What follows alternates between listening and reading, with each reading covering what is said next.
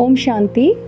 हमारे साथ इस वक्त हैं विष्णु लामा जी, जो कि ट्री मैन ऑफ इंडिया के नाम से जाने जाते हैं और उन्होंने पर्यावरण संरक्षण के लिए बेहद सराहनीय काम किए हैं। तो जानते हैं उन्होंने किस तरह से अपना ये सफ़र शुरू किया और किस तरह वो अभी आगे भी प्रयास कर रहे हैं। ब्रह्म कुमारी से जुड़े जो पुराने नाम और चेहरे हैं, जो भी शरीर रूप में इस धरती पर नहीं हैं, जिनकी समाधियाँ मैं आज देख रहा हूँ, जिन्हें आज नमन करके आया हूँ, उनके चेहरे में अक्सर कई बार देखता रहता था। तो बाद में एक कार्यकर्ता जुड़े और जानकारी में आया कि वहाँ कल्प वृक्ष नहीं है। तो बड़ा मन था। आज लगभग 15 साल बाद यहाँ पहली बार आना हुआ है। आज मैंने ब्रह्म कुमारी के अनेक साइट विजिट किए हैं, अनेक प्रकार के प्रकल्प चल रहे हैं। बहुत स्वादिष्ट और पौष्टिक भोजन वहाँ दिया जा रहा है, आगंतुकों को निःशुल्क दिया जा रहा है, ये मैंने देखा और मैं भी उनमें से एक सहभागी हूँ। एक बहुत ही अच्छा सा कक्ष मुझे दिया गया है, मेरे सहयोगियों को दिया गया है और जहाँ जिस चीज़ की आवश्यकता थी वहाँ आगे से आगे निस्वार्थ भाव से और बिना किसी शुल्क के यहाँ के कार्यकर्ता कर रहे हैं। अतिथि सेवा, प्रकृति की सेवा और जीव दया, करुणा, प्रेम, इन शब्दों को चरितार्थ होते हुए मैंने यहाँ पर बहुत आसानी से और जमीन पर देखे। वो ब्रह्म कुमारी का ये तीर्थ है। मैं सनातन परंपरा का आदमी हूँ। वहाँ भी हर जगह पर्यावरण को ज़्यादा मैं कोशिश करता हूँ, जहाँ जहाँ से मुझे सीखने को मिलता है। यहाँ पर आकर के आज हमने आपके यहाँ पर आम के पेड़ लगे हुए हैं और खूब आम आ रहा है। जब थोड़ी उत्सुकता बढ़ी, लोगों से पता किया तो जानकारी मिली कि यहाँ से आप तो दूसरे सेंटर पर भी कई बार अपने कार्यकर्ताओं के लिए प्रसाद स्वरूप भेजते हैं। मेरी जानकारी में 40 लाख पेड़ लगा करके और जो है आप एक बड़ा काम करने जा रहे हैं। ब्रह्म कुमारी जैसे बड़े संगठन के लिए, वैश्विक संगठन के लिए, जो विश्व के अनेक देशों में है, अपने लोक कल्याणकारी योजनाएं संचालित करता है, ऐसे संगठन के लिए मुझे लगता है, मेरा सुझाव है आप सब लोगों से, ब्रह्म कुमारी से, आप लोगों ने जब इस कार्यक्रम की रचना हुई उस दिन मानेसर वाली टीम से विपुल भाई से हमारी बात हुई, वो बहन जी थी हुई, उनसे बात हुई यीशु जी से। तो 40 लाख वृक्ष लगेंगे और आने वाले विश्व पर्यावरण दिवस को। तो कल्पतरु संस्थान, हमारा जो संगठन है श्री कल्पतरु संस्थान, वो किस तरह से उसमें सहभागी बन सकता है। तो मेरा एक अनुरोध आप सब के माध्यम से है कि हम लोग ये 50वां पृथ्वी दिवस मनाने जा रहे हैं और श्री कल्पतरु संस्थान पर भी देश और समाज की कृपा रही है, स्नेह रहा है, सहयोग समय समय पर हमें विभिन्न माध्यमों से मिलता है। सरकार से अनुदान नहीं लेते हैं, ये हमारा तय है, लेकिन समाज हमारे साथ हमारा रहता है। हमारी अपनी कुछ नर्सरियाँ भी हमने तैयार की हैं, कार्यकर्ता हमारे देश भर में सब जगह हैं, कुछ देशों में बाहर भी हमने काम शुरू किया है।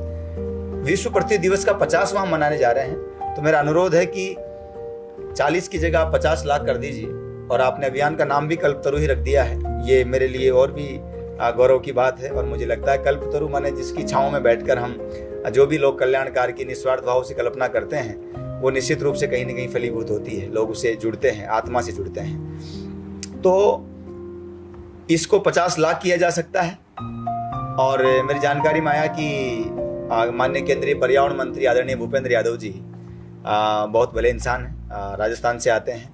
उन्होंने को भी ये दायित्व मिला है वन और पर्यावरण का, जलवायु परिवर्तन का, भारत सरकार का, तो वे भी इस कार्यक्रम में सहभागी रहने वाले हैं। तो निश्चित रूप से इस तरह का ब्रह्म कुमारी के साथ में देश और समाज के जिम्मेदार लोगों का जुड़ाव, उनका सहयोग, इस बात की गारंटी है कि ये अभियान आपका निश्चित रूप से सफल होगा।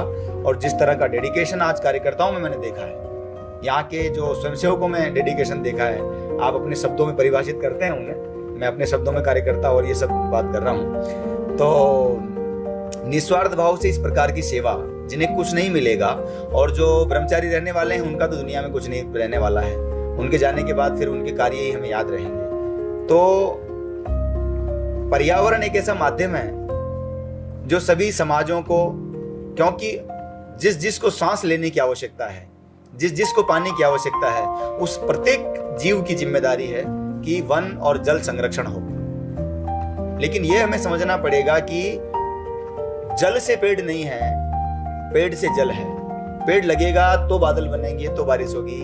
ये एक नेचुरल प्रक्रिया है। हमें अधिक से अधिक पेड़ लगाने पड़ेंगे यदि हमें पानी की आवश्यकता है, यदि हमें ऑक्सीजन की आवश्यकता है, यदि हमें कोरोना जैसी जो वैश्विक मानवीय आपदाएं हैं उनसे बचना है। ऐसी आपदाएं विभिन्न नामों से समय समय पर विभिन्न रूपों में आती रहेगी। यदि मनुष्य प्रकृति के साथ खेलता रहेगा तो विनाश के नाम पर, विकास के नाम पर हम विनाश की ओर बढ़ते रहेंगे, तो ये सब होता रहेगा। लेकिन जिस तरह का कार्य जो ब्रह्म कुमारी ने हाथ में लिया है, जैव विविधता से जीव विविधता, जो जीवों की विविधताएं हैं, जो विभिन्न मंचों पर जा रहे हैं, अलग अलग मंचों पर जा रहे हैं, अलग अलग रास्तों पर जा रहे हैं, वो सब अपने रास्ते से उस तक जाने का माध्यम हो सकता है। लेकिन पर्यावरण का एक ऐसा रास्ता है जिस पर आप सबको एक मंच पे आना ही पड़ेगा। मेरा अनुरोध है इस मंच के माध्यम से, पर्यावरण संरक्षण किसी जाति, धर्म, मजहब, पंथ, संप्रदाय, भाषा, विचार सिर्फ एक का नहीं है, ये सबका जिम्मेदारी है, सबका दायित्व है। और कोरोना जैसी वैश्विक मानवीय आपदा ने हमें समझाया है कि प्रकृति के साथ मनुष्य चलने की कोशिश मात्र कर सकता है, उसे जीतने की कोशिश कभी नहीं कर सकता, क्योंकि प्रकृति अपने सिद्धांत नहीं बदलती है। और इसलिए ब्रह्म कुमारी का ये जो अभियान है, मैं आग्रह करूंगा कि श्री कल्पतरु संस्थान अपनी ओर से पूरे भारत में जहां भी आप वृक्षारोपण की योजनाएं बना रहे हैं उसमें अगर सहभागी बन सके तो हम इसे 40 की जगह 50 कर सकते हैं। और मुझे पूरी आशा है कि अन्य जिम्मेदार लोग भी हमारे साथ जुड़ेंगे। जहाँ तक आपने हमारे नवाचारों की बात की, हमारे कार्यों की बात की, मैंने आपको बताया टोंक जिले से एक शुरुआत हुई और आज संयुक्त राष्ट्र के स्तर तक हम जाने का मौका मिल रहा है, बिना किसी साधन संसाधन के मिल रहा है। लेकिन मैं ब्रह्म कुमारी की फिर बात करूंगा कि साधना पर आपका अधिक जोर है। तो साधन संसाधन व्यक्ति के लक्ष्य की प्राप्ति के लिए, उसके रास्तों पर चलने के लिए साधन संसाधन महत्वपूर्ण नहीं है। मुझे लगता है उसकी साधना महत्वपूर्ण होनी चाहिए। और माननीय प्रधानमंत्री आदरणीय नरेंद्र मोदी जी पिछले आपके कॉन्फ्रेंस में जब ऑनलाइन बात कर रहे थे, मैंने उनको, माननीय प्रधानमंत्री जी को सुना, उन्होंने एक बहुत प्यारी बात कही। हालांकि उनका तो एक शब्द बड़ा महत्वपूर्ण है। उन्होंने एक बहुत प्यारी बात कही, व्यक्ति के संकल्प में जब साधना जुड़ जाती है तो वो बहुत बड़ा लोक कल्याण की दिशा में बड़ा परिणाम देता है। और वो काम ब्रह्म कुमारी ने किया, ये माननीय प्रधानमंत्री जी ने कहा है, ऑनलाइन मैंने देखा है।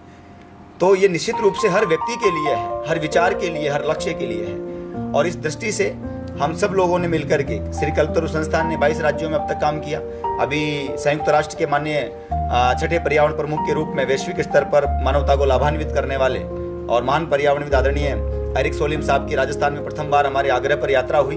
हम लोगों ने 4-5 कार्यक्रम उनके सम्मान में रखे और उनके जुड़ जाने से हम लोग 13 देशों में भी काम शुरू कर रहे हैं और जमीनी स्तर के लोगों के साथ बात कर रहे हैं। और मैं ये भी कहना चाहूँगा ब्रह्म कुमारी परिवार को कि संयुक्त राष्ट्र स्तर पर जो कार्यक्रमों की योजना है उसमें जयपुर एनवायरनमेंट फेस्टिवल, एक बड़ी योजना हम जयपुर में करने जा रहे हैं। उसका प्रस्तावित है वो कार्यक्रम, 196 देशों के प्रतिनिधि उसमें भाग लेंगे।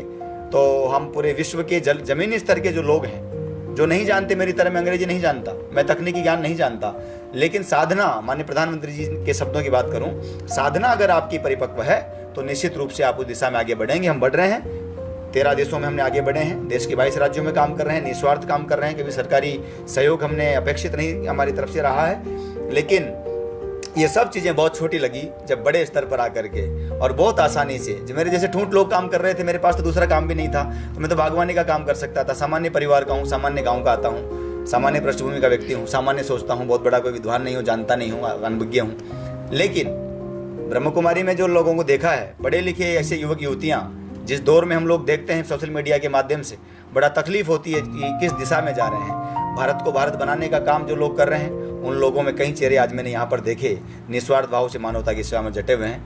मुझे आशा है कि मुझे भी यहाँ इस परिसर में आकर के बहुत कुछ सीखने को मिलेगा और मैं आभारी हूँ ब्रह्म कुमारी परिवार का, जिन्होंने मुझे, एक सामान्य बागवान को, आज 75 पद्मश्री लोगों को, पद्म भूषण, पद्म विभूषण को आपने बुलाया है और अतिथि के रूप में एक सामान्य व्यक्ति को चुना है। आप चाहते तो दुनिया की किसी बड़ी तोप को बुला सकते थे।